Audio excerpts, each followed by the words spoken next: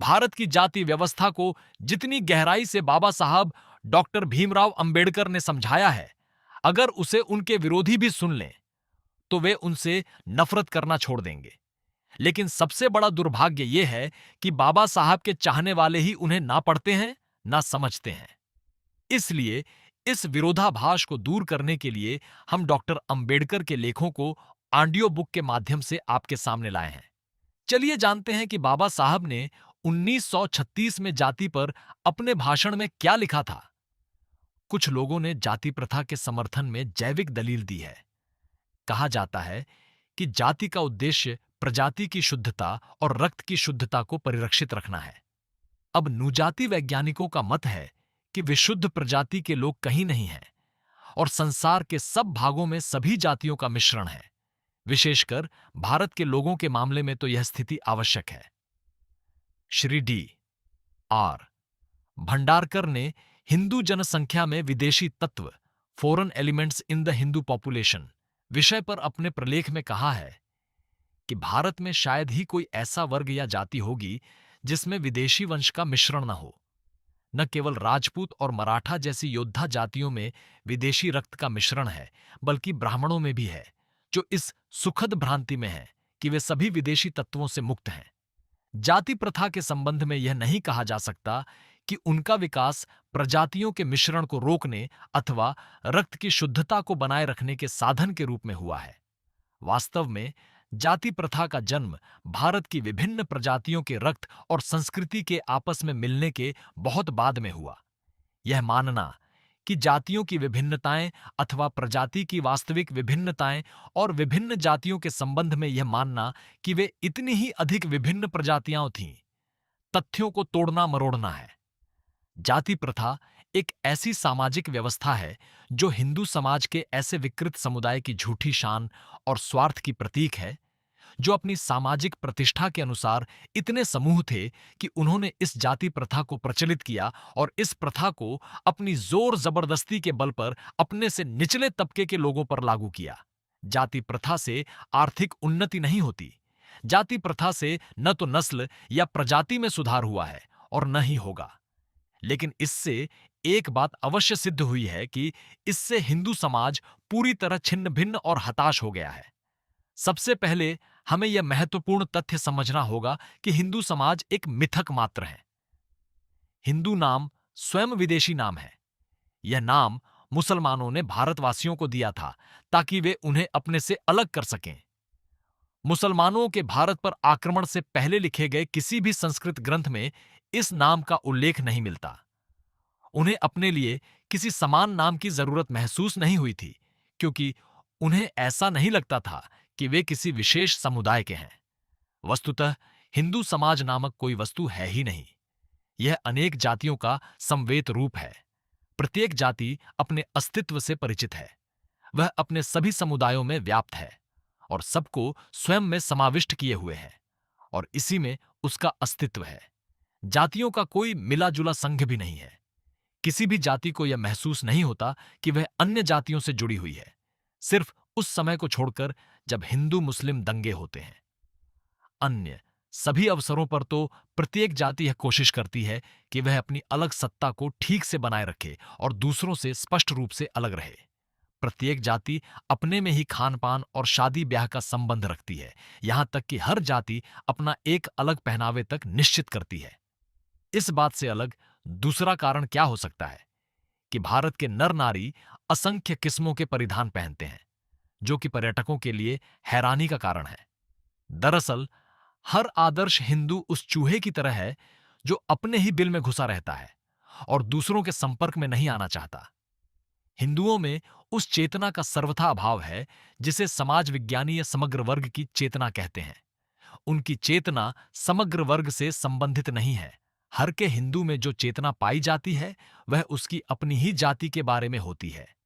किसी कारण यह कहा जाता है कि हिंदू लोग अपना समाज या राष्ट्र नहीं बना सकते, लेकिन अनेक भारतीयों की देशभक्ति की भावना उन्हें यह मानने की अनुमति नहीं देती कि वे एक राष्ट्र नहीं हैं अथवा वह विभिन्न समुदायों का मात्र एक अव्यवस्थित समूह है।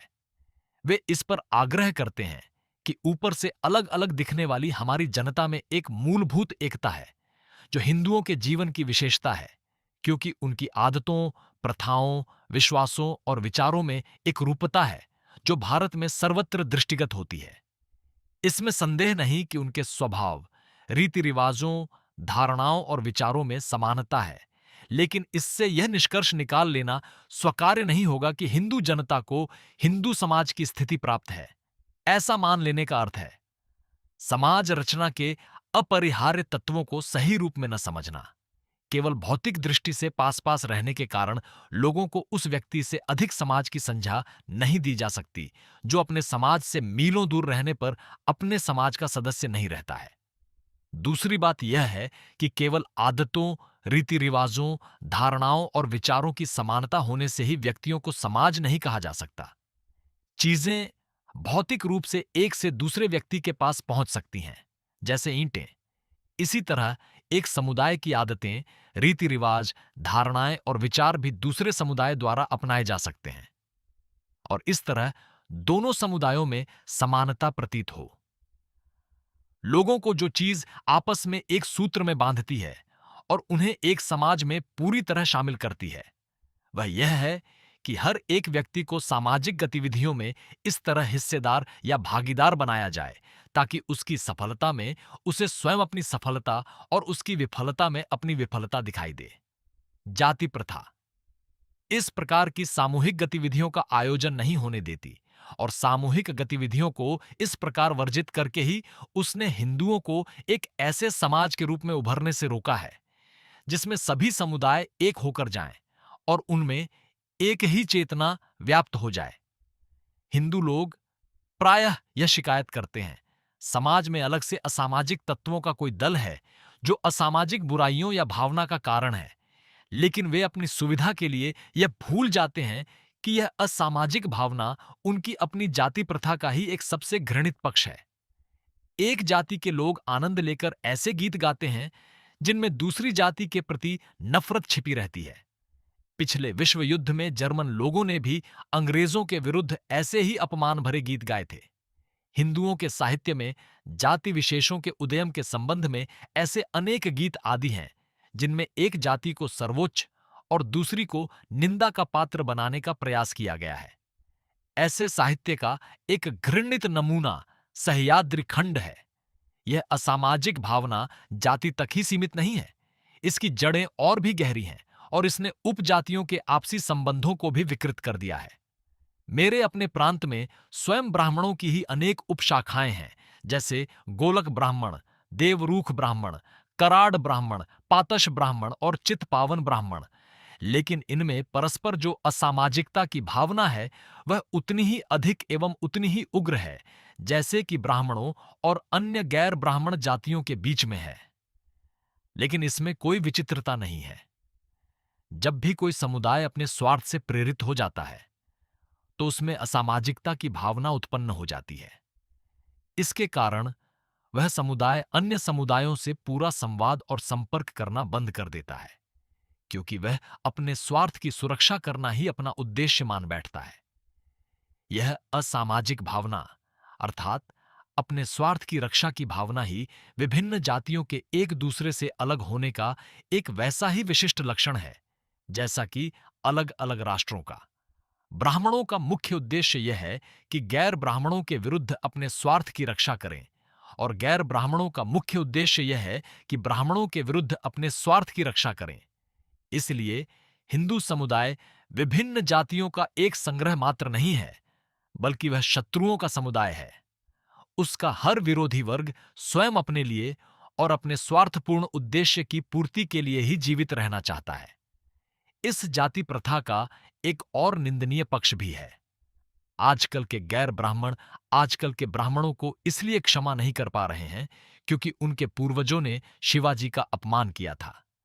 इसी तरह आजकल के कायरस्थ भी आजकल के ब्राह्मणों को इसलिए माफ नहीं कर रहे हैं क्योंकि ब्राह्मणों के पूर्वजों ने उनके पूर्वजों के पूर्वजों का अपमान किया था। विभिन्न जातियों के आपस के अतीत के विरोध भुलाए नहीं जा सके और इसी कारण जातियों में एकता नहीं आ पाई है। हालांकि हमारा देश इस बात पर गर्व करता है कि हमारी सभ्यता हजारों वर्ष पुरानी है, ये मूल आदिम जातियां इसी पुरानी असभ्य स्थिति में रह रही है। न केवल वे असभ्य स्थिति में हैं, बल्कि कुछ जातियों के काम धंधे भी इसी प्रकार के हैं कि उन सबको आपराधिक जातियों में वर्गीकृत कर दिया गया है। मैं समझता हूं कि इन आदिम जातियों को सभ्य बनाने का और उन्हें सम्मानजनक ढंग से जीविका दिलाने का प्रयास क्यों नहीं किया गया। हिंदू लोग उनकी इस बर्बर अवस्था का यह कारण बताएंगे कि वे जन्म से ही जंगली हैं। वे यह कभी नहीं मानेंगे कि ये आदिम जातियां इस कारण जंगली की जंगली रह गई है क्योंकि हिंदू लोगों ने उन्हें सभ्य बन, उन्हें अच्छा नागरिक बनाने का कोई प्रयास ही नहीं किया। अब मान लें कि कोई हिंदू भी इन मूल निवासियों के लिए वह सब कुछ करना चाहता है जो ईसाई प्रचारक कर रहा है, तो क्या वह वैसा कर पाता? मैं कहता हूं नहीं। मूल निवासियों को संपन्न बनाने का आशय होगा अपने ही लोगों की तरह उन्हें अपना बनाना, उनके बीच जाकर रहना और उनके बीच बंधुता की भावना विकसित करने की कोशिश करते रहना। किसी हिंदू के लिए ऐसा करना कैसे संभव है? उसकी पूरी जिंदगी अपनी जाति को बनाए रखने की भरसक कोशिश तक ही सीमित है। जाति ही उसकी वह अमूल्य निधि है जिसकी उसे हर कीमत पर रक्षा करनी है। उसे यह कभी सहन नहीं हो सकता कि वह उस निधि को उन मूल आदिम जातियों से संपर्क करने में गंवा दे जिन्हें वैदिक काल से ही नीच अनायों का अंश माना जाता रहा है। ऐसा नहीं है कि हिंदुओं को पतित मानवता के उत्थान की कर्तव्य भावना सिखाई ही नहीं जा सकती, लेकिन कठिनाई यह है कि चाहे उनमें कितनी ही कर्तव्य भावना क्यों न भर दी जाए, उनकी अपनी जाति की रक्षा की उनकी कर्तव्य भावना उन पर हमेशा विजय पा लेगी। इसलिए जाति ही वह मुख्य स्पष्टीकरण है जिसके कारण हिंदुओं ने स्वयं संपन्न हो जाने के बावजूद जंगली जातियों को जंगली ही बने रहने दिया है, और इसमें उन्हें न तो लज्जा का अनुभव होता है, न ही बुरा लगता है, और न कोई पश्चाताप होता है। हिंदू यह नहीं समझ पाए हैं कि इन मूल निवासियों से उन्हें कभी खतरा हो सकता है। अगर ये जंगली लोग जंगली ही बने रहे तो शायद उनसे हिंदुओं को कोई खतरा ना हो, लेकिन अगर गैर हिंदू उन्हें अपना लें और अपने धर्म में उनका धर्म परिवर्तन कर लें, तो हिंदुओं के शत्रुओं की संख्या बढ़ जाएगी। अगर ऐसा हुआ तो उसका कारण स्वयं हिंदू लोग और उनकी जाति प्रथा होगी। हिंदुओं ने न केवल वन्य जातियों को संपन्न बनाने का मानवतावादी कार्य करने का कोई प्रयास नहीं किया, बल्कि ऊंची जाति वाले हिंदुओं ने जानबूझकर हिंदू समाज की निचली जातियों को ऊंची जाति के सांस्कृतिक स्तर पर ऊपर उठने की मोहलत नहीं दी। मैं उसके दो उदाहरण देता हूं। एक है सुनार समुदाय जाति और दूसरा पाठारे प्रभु समुदाय। ये दोनों ही समुदाय महाराष्ट्र में काफी मशहूर हैं।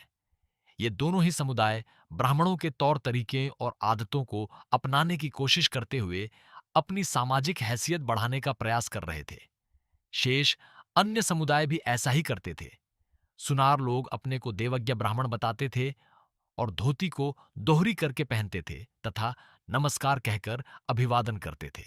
धोती को पहनने का यह ढंग और नमस्कार करना, ये दोनों ही ब्राह्मणों के खास रिवाज थे। ब्राह्मणों ने उनकी इस नकल को पसंद नहीं किया और न ही सुनारों के इस प्रयास को पसंद किया कि लोग उन्हें भी ब्राह्मण समझें। उन्होंने पेशवा के प्राधिकार से सुनारों के ब्राह्मणों वाले तौर तरीके अपनाने के प्रयास को बंद कराने में सफलता प्राप्त कर ली। उन्होंने बंबई स्थित ईस्ट इंडिया कंपनी परिषद के अध्यक्ष से सुनारों के विरुद्ध निषेधाज्ञा भी जारी करवा दी। पाटारे प्रभु संप्रदाय में किसी समय विधवाओं के पुनर्विवाह की प्रथा थी, लेकिन उस जाति के कुछ लोग विधवाओं के पुनर्विवाह की प्रथा को कुछ समय के बाद सामाजिक पिछड़ेपन का प्रतीक मानने लगे, जिसका खास कारण यह था कि यह ब्राह्मणों में प्रचलित प्रथा के प्रतिकूल थी। इसलिए पाटारे प्रभु समुदाय के कुछ लोगों ने अपने समुदाय का स्तर ऊंचा करने के लिए अपनी जाति में प्रचलित विधवा विवाह प्रथा को रोकने का प्रयत्न किया। पूरा समुदाय दो खेमों में बंट गया, एक पुनर्विवाह के पक्ष में और दूसरा विपक्ष में। पेशवा ने उन लोगों का पक्ष लिया जो विधवाओं के पुनर्विवाह के पक्ष में थे, और इस तरह उन्होंने पाटारे प्रभु समुदाय को ब्राह्मणों के तौर तरीके अपनाने से रोक दिया। हिंदू लोग मुसलमानों की इसलिए आलोचना करते हैं कि उन्होंने तलवार के बल पर अपना धर्म फैलाया। वे ईसाई धर्म का भी इसलिए उपहास करते हैं कि वे धर्म न्यायाधिकरण के आदेश से काम करते हैं। लेकिन यदि सच पूछा जाए तो हमारे आदर्श का अधिक पात्र कौन है? वे मुसलमान या ईसाई जो बलपूर्वक अनिच्छुक व्यक्तियों को वह सब करने के लिए विवश कर देते हैं जिसे वे उनकी मुक्ति के लिए आवश्यक समझते हैं, अथवा वे हिंदू जो ज्ञान का प्रकाश फैलाने नहीं देते, जो दूसरों को अंधेरे में रखने की कोशिश करते रहते हैं, जो अपने बौद्धिक और सामाजिक दाएं को उन लोगों के साथ मिल बांटना नहीं चाहते जो उस दाएं को अंगीकृत करने के लिए पूरी तरह तैयार और इच्छुक हैं। मुझे यह कहने में कोई संकोच नहीं है कि अगर मुसलमानों को क्रूर माना जाए तो हिंदुओं को भी निकृष्ट माना जाना चाहिए, और निकृष्टता क्रूरता से भी अधिक निंदनीय है। हिंदू धर्म प्रचारमूलक धर्म था या नहीं, यह विवादास्पद है। कुछ लोगों का विचार है कि यह प्रचारमूलक धर्म कभी नहीं रहा। दूसरों की यह मान्यता है कि यह प्रचारमूलक था। तथापि यह स्वीकार करना ही होगा कि किसी समय यह प्रचारमूलक आवश्यक रहा होगा, क्योंकि यह अगर ऐसा न होता तो इसका प्रसार पूरे भारत में सर्वत्र न हो पाता। यह तथ्य भी अवश्य स्वीकार करना होगा कि आज यह प्रचारमूलक नहीं रह पाया है। इसलिए सवाल यह नहीं है कि हिंदू धर्म प्रचारमूलक धर्म था या नहीं। असली सवाल यह है कि हिंदू धर्म प्रचारमूलक क्यों नहीं रह पाया। मेरे पास इसका यह जवाब है कि हिंदू धर्म तब से प्रचारमूलक धर्म नहीं रह गया जब से हिंदुओं में जाति प्रथा का उद्गम हुआ। जाति प्रथा धर्म परिवर्तन नहीं होने देती। धर्म परिवर्तन में सिर्फ यही समस्या नहीं होती कि नई धारणाएं और नए सिद्धांत अपना लिए जाएं, बल्कि दूसरी ओर सबसे बड़ी समस्या इसमें यह पैदा होती है कि धर्म परिवर्तित व्यक्ति को किस जाति में स्वीकार किया जाए। जो भी हिंदू अन्य धर्मियों को अपने धर्म में शामिल करना चाहता है, उसे यह समस्या अनिवार्य रूप से झेलनी पड़ती है। किसी क्लब की सदस्यता तो सबसे लिए समान रूप से खुली रहती है, किंतु किसी जाति विशेष की सदस्यता हर ऐरे गैरे के लिए नहीं खुली रहती। जाति का नियम ही यह है कि उसकी सदस्यता उसी जाति में उत्पन्न व्यक्ति को प्राप्त होती है। जातियां स्वशासित होती हैं। किसी को कहीं भी यह अधिकार नहीं है कि किसी जाति को किसी बात के लिए विवश करे कि वह अपने सामाजिक जीवन में किसी नव आगंतुक को स्वीकार कर ले। हिंदू समाज अनेक जातियों का समूह है, और क्योंकि हर एक जाति एक बंद नियमित संस्था की तरह है, इसलिए धर्म परिवर्तित व्यक्ति के लिए किसी भी जाति में कहीं कोई स्थान नहीं है। इस प्रकार इस जाति प्रथा ने ही हिंदुओं को हिंदू धर्म फैलाने से रोका और अन्य धार्मिक समुदायों को इसमें लीन होने से रोका। अतः जब तक जाति प्रथा रहेगी, हिंदू धर्म को प्रचारात्मक धर्म नहीं बनाया जा सकता, और शुद्ध न केवल मूर्खता होगी बल्कि निर्तक भी होगी। हिंदू समुदाय जिन कारणों से शुद्धि करने में असमर्थ है, उन्हीं कारणों से उनका संगठन भी असंभव है। संगठन का मूल आधार यह है कि हिंदुओं के मन से उस कायरता और बुझदिली को हटा दिया जाए जिसके कारण वह मुसलमानों और सिखों से अलग हो जाते हैं, तथा अपनी रक्षा के लिए वीरता के स्थान पर चालाकी और धोखेबाजी के घटिया तरीके अपनाते हैं। एक स्वाभाविक प्रश्न यह है कि सिख या मुसलमान को वह शक्ति कहां से प्राप्त होती है जिससे वह बहादुर और निडर बन जाता है। मेरा विश्वास है कि यह इसलिए नहीं है कि उनके शरीर में अपेक्षाकृत अधिक शक्ति होती है, या उनकी खुराक अधिक अच्छी है, या वे अधिक व्यायाम करते हैं। यह शक्ति उनके मन में उत्पन्न इस भावना के कारण है कि अगर किसी सिख पर खतरा होगा तो सारे सिख उसके बचाव के लिए दौड़े आएंगे, और यदि मुसलमान पर हमला हुआ, सारे मुसलमान उसकी मदद को आएंगे। हिंदुओं के पास ऐसी शक्ति नहीं है। उसके मन में यह विश्वास नहीं है कि शेष हिंदू उसके बचाव के लिए आएंगे। अकेले होने और भाग्य से अकेले रहने के इस एहसास के कारण वह शक्तिहीन रहता है। उसके मन में बुझदिली और कायरता घर कर जाती है, और लड़ाई होने पर या तो वह आत्मसमर्पण कर देता है या भाग जाता है। दूसरी ओर सिख या मुसलमान निडर होकर लड़ता रहता, क्योंकि उसे पता है कि अकेला होने के बावजूद वह अकेला नहीं रहेगा। उसके मन में इस विश्वास का होना उसे लड़ते रहने में सहायक होता है, और दूसरे में इस विश्वास का अभाव पराजय स्वीकार करने की स्थिति पैदा कर देता है। यदि इस विषय का और आगे अध्ययन किया जाए और यह पता लगाया जाए कि सिखों और मुसलमानों में इस आत्मविश्वास का क्या कारण है, और हिंदुओं में मदद और बचाव के विषय में इतनी निराशा क्यों भरी हुई है, तो आपको झात होगा कि इसका कारण उनके अपने रहन सहन के तौर तरीकों में अंतर है। एक ओर सिखों और मुसलमानों के आपसी रहन सहन का तरीका उनमें भाईचारे की भावना पैदा करता है। दूसरी ओर हिंदुओं के आपसी रहन सहन के तौर तरीके इस भावना को पैदा नहीं होने देते। सिखों और मुसलमानों में एकता का वह सामाजिक तत्व है जो उन्हें भाई भाई बनाता है। हिंदुओं में एकता का ऐसा कोई तत्व नहीं है और कोई भी हिंदू दूसरे हिंदू को अपना भाई नहीं मानता। इससे स्पष्ट हो जाता है कि सिख लोग ऐसा क्यों कहते और सोचते हैं कि एक सिख या एक खालसा 1.25 लाख आदमियों के बराबर होता है। इससे यह भी स्पष्ट होता है कि एक मुसलमान हिंदुओं की भीड़ के बराबर क्यों है। निसंदेह यह अंतर हिंदुओं की जाति प्रथा के कारण है। जब तक जाति प्रथा रहेगी, हिंदुओं में संगठन नाम की कोई बात नहीं रहेगी, और जब तक उनमें संगठन नहीं होगा, हिंदू कमजोर और डरपोक रहेंगे। हिंदू कहते हैं कि उनकी कौम बड़ी सहनशील है। मेरे मत से यह बात सही नहीं है। अनेक अवसरों पर यदि उनका असहनीय रूप देखा जा सकता है और कुछ अवसरों पर उनमें सहनशीलता देखी जाती है, तो उसका कारण यह है कि या तो वे विरोध करने में अत्यधिक शक्त हैं या पूरी तरह उदासीन हैं। हिंदुओं की यह उदासीनता इस कदर उनकी आदत का हिस्सा बन चुकी है कि हिंदू किसी अपमान या अन्याय को बुझदिल बनकर सहता रहेगा। मॉरिस के शब्दों में उनमें यह दिखाई देता है कि बड़े लोग छोटे लोगों को कुचल रहे हैं, ताकतवर लोग कमजोरों को मार रहे हैं, क्रूर लोग निडर होकर विचारण कर रहे हैं, दयालु लोग साहस न होने के कारण चुप हैं और श्रीमान लोग लापरवाह हैं। हिंदू देवता भी धैर्यवान और सहिष्णु हैं। इसलिए अन्याय और उत्पीड़न के शिकार हुए हिंदुओं की दयनीय स्थिति की कल्पना करना असंभव नहीं है। उदासीनता किसी समुदाय को लगने वाली सबसे घातक बीमारी है। हिंदू परस्पर इतने उदासीन क्यों हैं? मेरे विचार से यह उदासीनता जाति प्रथा के कारण है, और इसके कारण किसी अच्छे काम के लिए भी उनमें संगठन और सहयोग होना असंभव हो गया है। तो यह था आज का भाग। अगले भाग में जानेंगे कि आखिर डॉक्टर अंबेडकर ने यह क्यों कहा कि हिंदुओं में जाति व्यवस्था सुधार की गुंजाइश नहीं है। धन्यवाद।